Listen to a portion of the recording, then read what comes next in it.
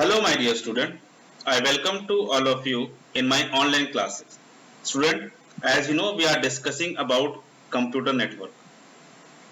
In the computer network topic, I have discussed about the many things in my previous videos, like computer network and its types, networking devices, what are the requirements to make a computer networks, network topologies, and the networking terms which has to come to design a computer network. In my today's video, I'm going to explain you about the mobile telecommunication technologies. This is our new topic which I'm going to cover today. So let's get started and understand what actually mobile telecommunication technologies. Here, if we're talking about the mobile, as you know, this is the small device which help us to complete our many tasks nowadays. So it is also a part of ICT, right? Information and communication technology, right? One of the best device which we have in today's life to complete our day-to-day task. Okay, so mobile is a device which is portable. We can easily carry from one location to another location. Mobile communication is based on cellular network. The cellular network is nothing but a radio network, radio frequencies. Means जो हमारा mobile phone होता है वो radio frequency पर work करता है. In this network, land is divided into area called cells. यानी कि इस नेटवर्क को क्रिएट करने के लिए हमारे पृथ्वी के जो भूमि है उसको अलग अलग सेल्स में डिवाइड कर दिया गया है. Every cell in the network has a transmitter and receiver known as cell site or base station. ठीक है, सभी सेल पे ट्रांसमीटर और रिसीवर लगा दिया जाता है जिससे कि हमारा फ्रीक्वेंसी रिसीव करते हैं और ट्रांसमिट करते हैं. Each cells in the network use different frequency for the transmission of signals. Right? जितने भी सेल्स हैं हमारे, चाहे वो जो भी पार्ट हैं लैंड के, अलग अलग सेल्स का अपना अलग अलग फ्रीक्वेंसी रेट होता है. When joined together, these cells provide a radio coverage over a large geographical area. और इसी को मिलाकर क्या बनाते हैं, क्या बनता है हमारा सेल्स का नेटवर्क बनता है और इसको लोग मोबाइल नेटवर्क भी बोलते हैं.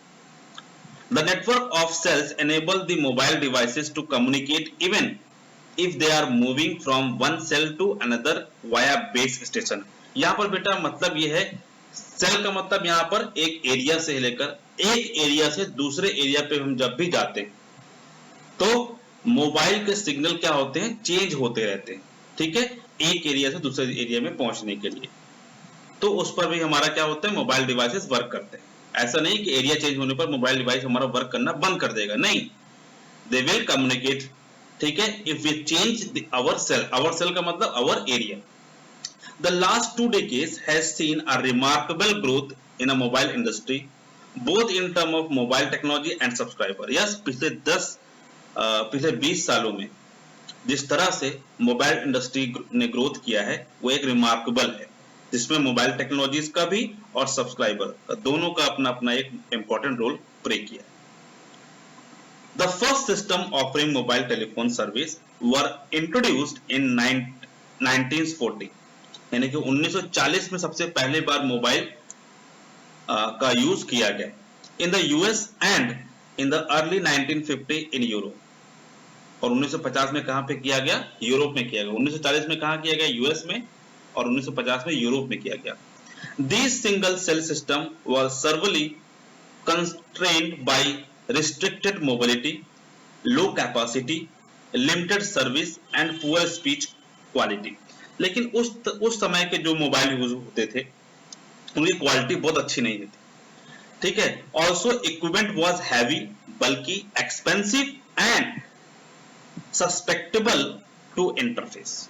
इसके साथ साथ मोबाइल फोन बहुत ही भारी हुआ करते थे, एक्सपेंसिव होते थे उसके बाद भी उनकी जो क्वालिटी थी वो बहुत अच्छी नहीं थी। The use of semiconductor technology and microprocessor made mobile system smaller, lighter and more sophisticated.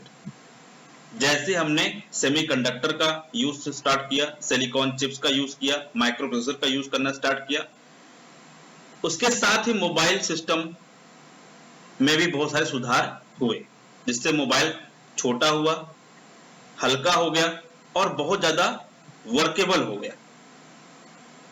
Now अगर हम जनरेशंस की बात करें मोबाइल की, तो इसको हम 5 जनरेशन में अभी हम डिवाइड कर सकते हैं। ठीक है, तो जो सबसे पहला मोबाइल जो जनरेशन था वो हमारा था फर्स्ट जनरेशन मोबाइल सिस्टम। ठीक है, वो कब आया, उसके क्या फीचर्स हैं, चलिए देखते हैं। The first mobile system was introduced in late 1970 and early 1980s, यानी कि 1970 में सबसे पहला मोबाइल सिस्टम, ठीक है, आया और ये कब तक रहा, 1980 तक। द फर्स्ट मोबाइल सिस्टम या first generation mobile system was based on the analogue cellular technology. ठीक है, यहां पे जैसे कि आज के डेट में हम डिजिटल टेक्नोलॉजी का यूज करते हैं, पहले ऐसा नहीं था। पहले एनालॉग सिग्नल के ऊपर हमारे मोबाइल सिस्टम्स या मोबाइल हमारे बेस्ड थे। They only had voice facility available and were based on circuit switching technology. अब यहां बेटा एक शब्द है सर्किट स्विचिंग, जनरली ये मोबाइल्स के लिए ही यूज होता है, वॉइस कॉलिंग के लिए, वॉइस कम्युनिकेशन के लिए ही सर्किट स्विचिंग का यूज किया जाता है। क्लियर? इसके बारे में आगे भी हम अपने चैप्टर में पढ़ेंगे अबाउट द कम्युनिकेशन मीडियम या डेटा कम्युनिकेशन स्विचिंग के बारे में।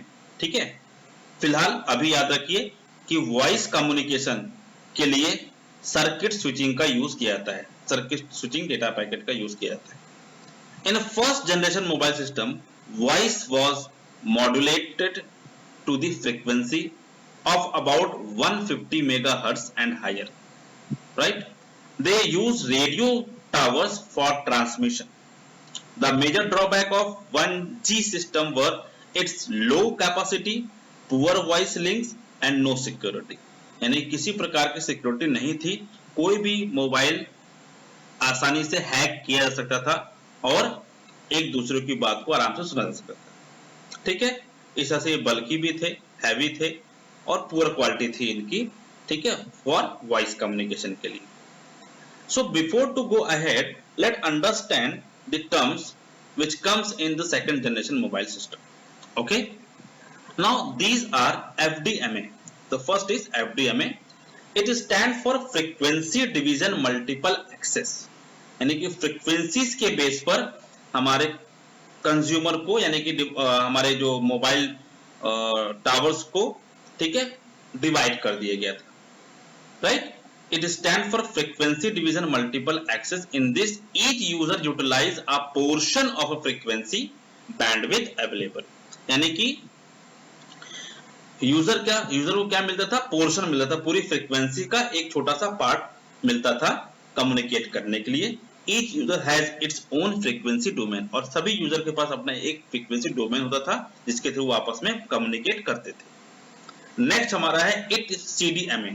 इट स्टैंड फॉर, अच्छा CDMA का यूज हम लोग नियरली हमने 90s में भी हमने यूज किया है इसको। ठीक है, जब रिलायंस ने अपना फर्स्ट जो फोन लॉन्च किया था CDMA के बेस पर, ठीक है, it was the code division multiple access. आपको एक नंबर मिलता था और उस नंबर के थ्रू आपको आप क्या करते थे, कम्युनिकेट करते थे। In this each user allocate a unique code sequence, right, on the Sanders and and the data signals is encoded using the given unique code. ठीक है, सेंडर एंड को, यानी कि एक एंड यूजर को क्या मिलता था, एक कोड असाइन किया जाता था और उस कोड के थ्रू, ठीक है, एनकोडिंग के थ्रू आगे जो सिग्नल्स इसको आगे प्रोसेस किया जाता है, पास किया जाता है। The receiver decode the signal according to the unique code and recover the original data. ठीक है, जो रिसीवर एंड होता था वो क्या करता था, इसको रिसीव करके, इसको एनकोड करके और जो ओरिजिनल डाटा होता था उसको रिसीव करता था। जो नेक्स्ट हमारा टर्म्स है वो है TDMA. It stands for time division multiple access. In this, each user is allowed to transmit only within specified time travels. Okay, different user transmit in different time slots. हर एक user का अपना एक time slots होता था, उसके accordingly वो क्या करते थे, कम्युनिकेट करते थे. ठीक है, when user transmit they occupy the whole frequency bandwidth. ठीक है, अगर एक पर्टिकुलर टाइम पर यूजर को पूरा का पूरा फ्रीक्वेंसी प्रोवाइड कर दिया था, इससे हमारा कम्युनिकेशन थोड़ा अच्छा होने लगा, वॉइस क्वालिटी अच्छी होने लगी. अब हम बात करते हैं सेकंड जनरेशन मोबाइल सिस्टम. ठीक है, अगर हम सेकंड जनरेशन मोबाइल सिस्टम की बात करें तो यहाँ पर बहुत सारे फीचर्स, नए फीचर्स ऐड हुए, जैसे कि SMS, फैक्स सर्विसेज. ओके, और यहीं पर एक नया टेक्नोलॉजी आया है GSM, global system for mobile communication. चलिए इसके बाद बात करते हैं. The 2G mobile system was introduced in early 90s. They use digital signal for transmission of voice. यहाँ पे देखिए चेंज हो गया, फ्रीक्वेंसी यहाँ पे चेंज हुई और फ्रीक्वेंसी को हम लोग ने डिजिटलाइज कर दिया गया. जो कि पहले एनालॉग सिग्नल का यूज करते थे और सर्किट स्विचिंग यूज होता था, यहाँ पर पैकेट स्विचिंग का यूज करने लगे. They use digital signals for transmitting of voice. Second generation enable the mobile system to provide paging, right? जैसे कि हमने सुना होगा पेजर का यूज हम लोग करते थे. ठीक है, पेजर, ठीक है, जो सिर्फ खाली SMS की तरह वर्क करता था. उसके बाद SMS आ गया, शॉर्ट मैसेज सर्विस. फिर आया हमारा voice mail and then fax service. इसका इस तरह से हम लोगों ने क्या किया, इनहैंस किया मोबाइल टेक्नोलॉजी में. और जहां पर फर्स्ट जनरेशन सिर्फ खाली हम वॉइस के थ्रू कम्युनिकेट कर रहे थे, अब हम टेक्स्ट के थ्रू भी कम्युनिकेट करने लगे.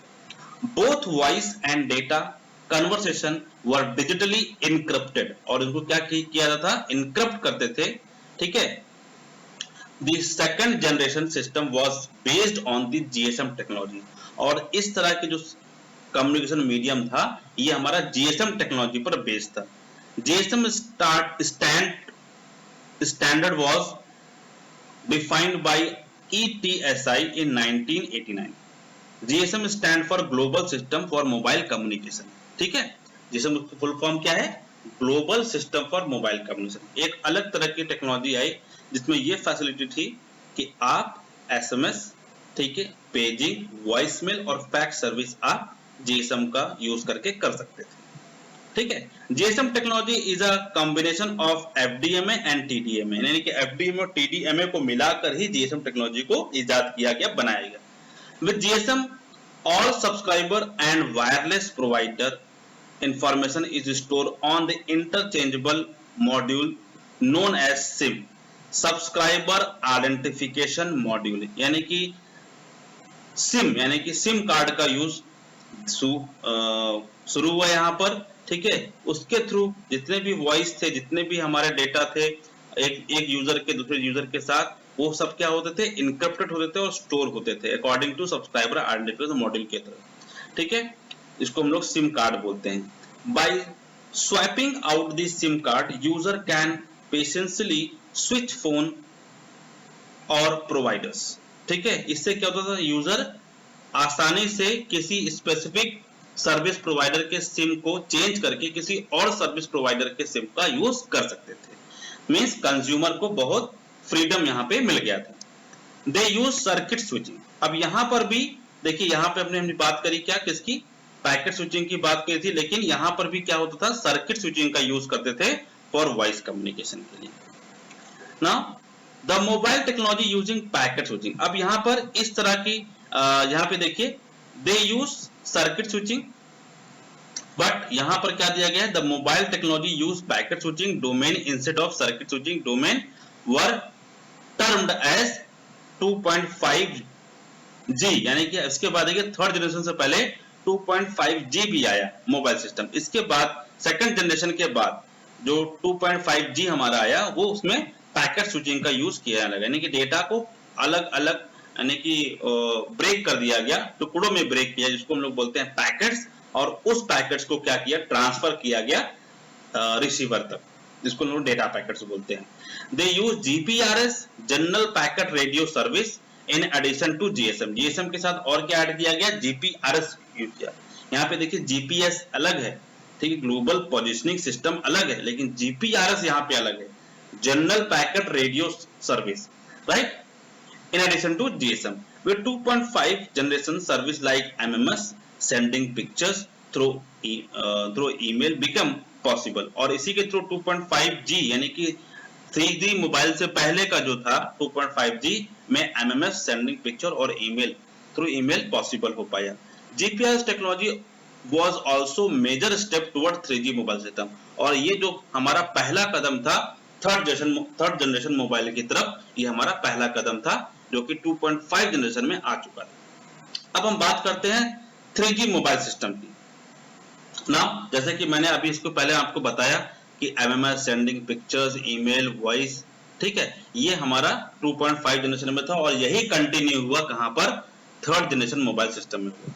यहां पर हम बात करेंगे थर्ड जनरेशन की। Third generation technology add multimedia features और facilities to second generation phones by allowing video, audio and graphics application. यहीं पर स्टार्ट हो गया वीडियो कॉन्फ्रेंसिंग और ऑडियो कॉन्फ्रेंसिंग, राइट। यहाँ पे वीडियो कॉन्फ्रेंसिंग क्या होता है बेटा, वीडियो कॉन्फ्रेंसिंग मतलब एक ही समय पर एक से ज्यादा लोग फेस टू फेस कम्युनिकेट करते हैं तो उनको वीडियो कॉन्फ्रेंसिंग कहते हैं, और जब वॉइस के थ्रू एक ही समय में एक से ज्यादा लोग कम्युनिकेट करते हैं तो ऑडियो कम्युनिकेशन कहते हैं, ऑडियो कॉन्फ्रेंसिंग कहते हैं।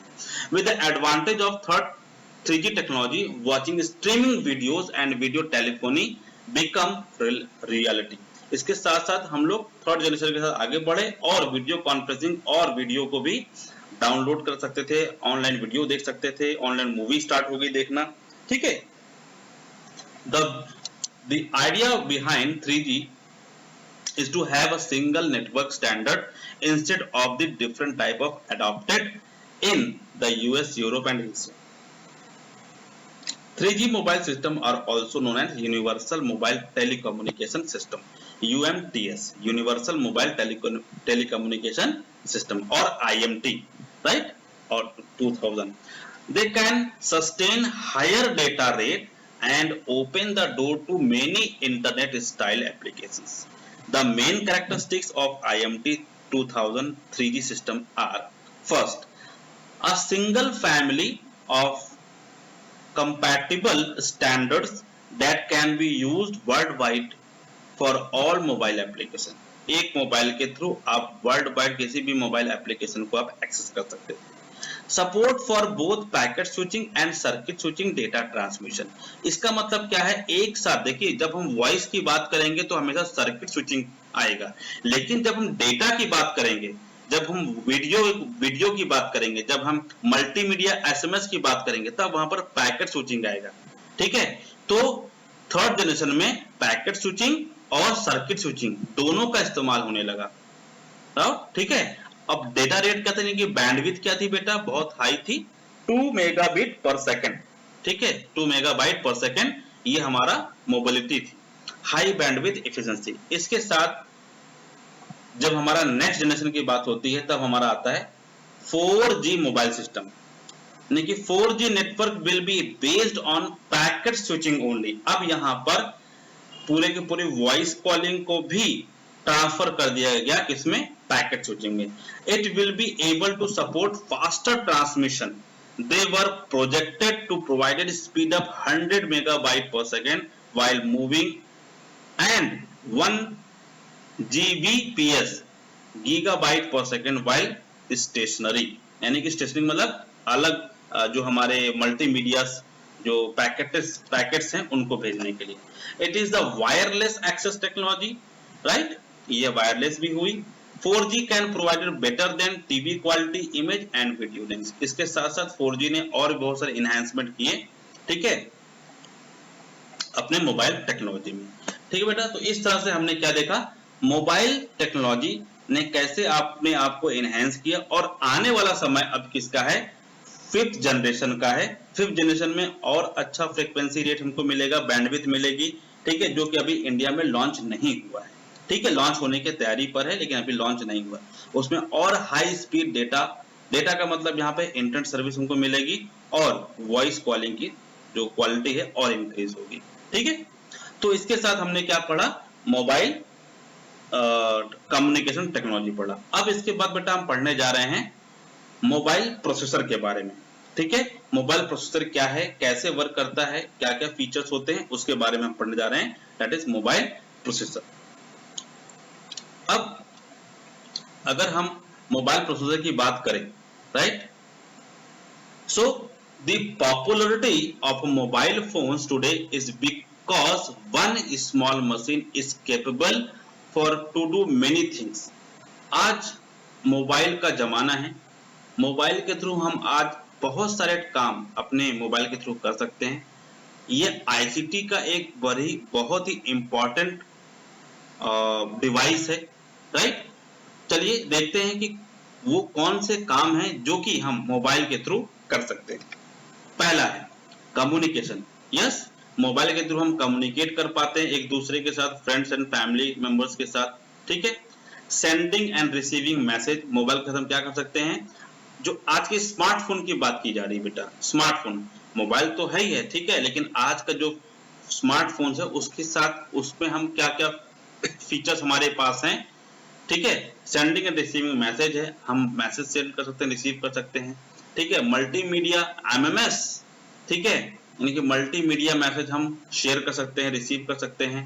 ठीक है, हम बहुत सारे हमारे पास एप्लीकेशन है जो कम्युनिकेशन के, लाइक मैसेंजर हमारे पास है, हमारे पास स्नैपचैट है, हमारे पास टेलीग्राम है, हमारे पास व्हाट्सएप है, उसके थ्रू भी हम बहुत सारे ऑप्शन, जैसे कि हमारे मल्टीमीडिया लाइक इमोजीज हो गए, या फिर जीआईएफ फाइल्स हो गई, या वॉइस मैसेज हो गया, ये सब हम चीज आज हम मोबाइल के थ्रू कर सकते हैं।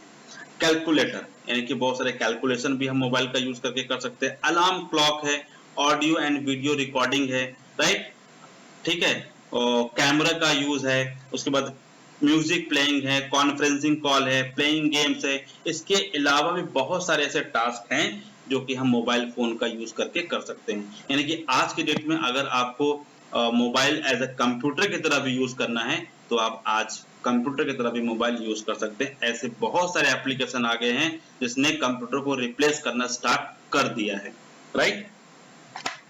अब हम बात करेंगे मोबाइल प्रोसेसर की। तो मोबाइल प्रोसेसर क्या होना चाहिए, जितने भी हमारे टास्क हैं, ये सारे टास्क जो हमारे ऑडियो वीडियो हैं, कैमरा है, कॉन्फ्रेंसिंग कॉल है, अलग अलग तरह टास्क है। जैसे हमारा जो कंप्यूटर होता है, कंप्यूटर में अगर हम इंटरनेट हटा दें तो जो प्रोसेसर होगा उससे खाली हमारे एप्लीकेशन को क्या करेगा, प्रोसेस करेगा जो हमारे एप्लीकेशंस है। लेकिन जैसे हमने उसमें इंटरनेट ऐड किया, अब इंटरनेट के ऐड करने के साथ साथ हमारा और भी मल्टीमीडिया का पार्ट भी कंप्यूटर रिप्लेस कर देता है, मतलब वहां पर मल्टीमीडिया का भी यूज करना स्टार्ट कर देता है। तो यहाँ पर हम दो प्रोसेसर की बात करेंगे बेटा मोबाइल में, एक होता है सीपीयू, ठीक है, सेंट्रल प्रोसेसिंग यूनिट, और एक होता है जीपीयू, ग्राफिकल यूजर यूनिट, ठीक है, processing unit, graphical processing unit, यानी कि सीपीयू और जीपीयू। ठीक है, दो प्रोसेसर यहाँ पर यूज होंगे for all the possible processing के लिए। All this and even more is delivered to you in a small compact machine, mobile ऐसा है। All this is made possible by one essential element that is largely responsible for the speed, efficiency and battery life of your smartphone, और वो क्या है, the processor। यानी processor ही वो important role play करता है बेटा फॉर मोबाइल मैनेजमेंट का। ठीक है, मोबाइल में जितने प्रकार के जो एप्स उनको मैनेज करने के लिए आपका प्रोसेसर ही आपको हेल्प करता है। अब यहाँ पर सीपीयू सबसे पहला होता है सेंट्रल प्रोसेसिंग यूनिट, जैसे कि आपने कंप्यूटर में पढ़ा है। कंप्यूटर में जो सीपीयू हमारे होता है उसका काम क्या होता है, प्रोसेस करना।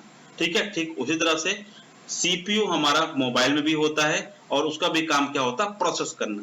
It receives command, make instant calculation and send signal through out your device, और इस तरह से क्या करता है, कमांड को रिसीव करता है, उसमें कैलकुलेशन जो होता है उसको करता है, यानी कि प्रोसेसिंग, और उसके बाद उसका आउटपुट जो भी होता है वो स्पेसिफिक डिवाइस या एप्लीकेशन को सेंड कर देता है, भेज देता है।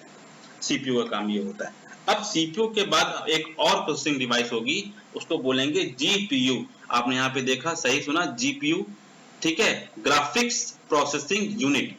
दी जीपीयू असिस्ट दी सीपीयू, क्या करता है, असिस्ट करता है, यानी कि सीपीयू के पास ही जीपीयू होगा, ठीक है, GPU assist the CPU by handling the visuals even for games and other graphical rich application if a person touch the screen, ठीक है, it this instruction goes to the GPU and GPU send this signal to the processing। Means graphically जब हम किसी application को open करते हैं, game खेलते हैं, वहां पे बहुत सारे ग्राफिकल यानी वीडियो ओपन करते हैं, वीडियो देखते हैं, या फिर हम इमेजेस का यूज करते हैं, यानी ग्राफिकली चीजों को जब हम हैंडल कर रहे होते हैं, उसमें भी हमारा जीपीयू बहुत ही इंपॉर्टेंट रोल प्ले करता है, और ये सारे सिग्नल्स किसको भेजता है, सीपीयू को भेजता है, और तब वो सीपीयू क्या करता है, उस सिग्नल्स को एक्सेप्ट करने के बाद उसका प्रोसेस करता है, और देन उसको प्रोसेस करने के बाद उसको डिवाइस के पास भेजता है आउटपुट। नाउ नेक्स्ट हमारा है जो बहुत इंपॉर्टेंट रोल प्ले करता है प्रोसेसिंग के लिए, वो है कैमरा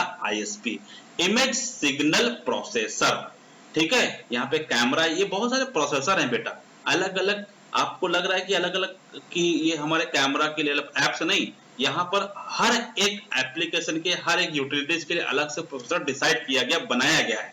जैसे कि कैमरा आईएसपी, ठीक है, image signal processor, it provide instant image capture, high resolution support, image stabilization and other image enhancements. इन सभी के लिए कैमरा क्या है, कैमरा के पास भी अपना क्या होता है, प्रोसेसर होता है। नाउ नेक्स्ट हमारा है पार्ट ऑफ प्रोसेसर में ऑडियो एंड वीडियो, जैसे कि it is dedicated processing unit for handling audio and video. अलग से हमारा क्या होता है, प्रोसेसिंग यूनिट होता है मोबाइल के अंदर, जो कि वीडियो और ऑडियो को हैंडल करता है। नेक्स्ट हमारा है क्या, पार्ट्स ऑफ प्रोसेसर में रेडियो, ठीक है, transceiver and 3G and 4G modem. इसका यूज क्यों किया जाता है, इसका यूज सिर्फ खाली वाईफाई कनेक्शन या फिर इंटरनेट कनेक्शन के लिए किया जाता है। इस तरह के जो प्रोसेसर होते हैं वो हमारे मोबाइल फोन में इंटरनेट का यूज करने के लिए करते हैं।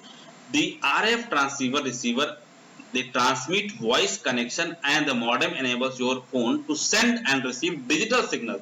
देखिए, वॉइस कॉलिंग के लिए हमारा रेडियो ट्रांसीवर होता है, और डेटा के लिए यानी कि इंटरनेट के लिए हमारे पास वो होता है, वो बोलते हैं हम उसको, हम लोग मोबाइल फोन के लिए वो हमारा मॉडेम होता है, ठीक है। जो 3G और 4G मॉडेम जो होते हैं मोबाइल के अंदर, उनका काम होता है डिजिटल सिग्नल को एक्सेस करना और सेंड करना, ठीक है। सो यहाँ पे दिया भी हुआ है RF transceiver receiver and transmit voice connect, ठीक है, connection and the modem enables a phone to send and receive digital signal over high speed cellular wireless network और वाईफाई कनेक्शन। यानी कि यहाँ पर देखिए बेटा, दो तरीके से प्रोसेसर काम कर रहे हैं, एक वॉइस के लिए और एक डेटा के लिए यानी इंटरनेट के लिए, ठीक है ना।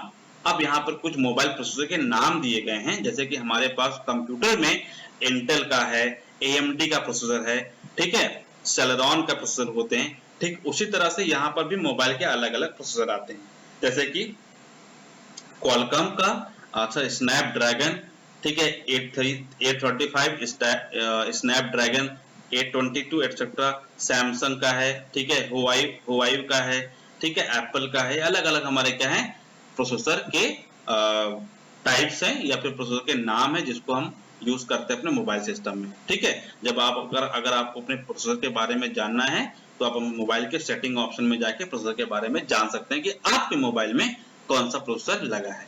Clear now, so this is all about the mobile technology or mobile telecommunication technology, right? So in this we have discussed about the history of a mobile device, right, and the different generations like 1G 2G 3G 4G as well as 5G, और उसके बाद फिर हमने क्या देखा बेटा, mobile processor, right? I hope you understand the concept of mobile technology, communication technology, right? Till then I'm going to wind up my video here. Thank you very much student for watching it.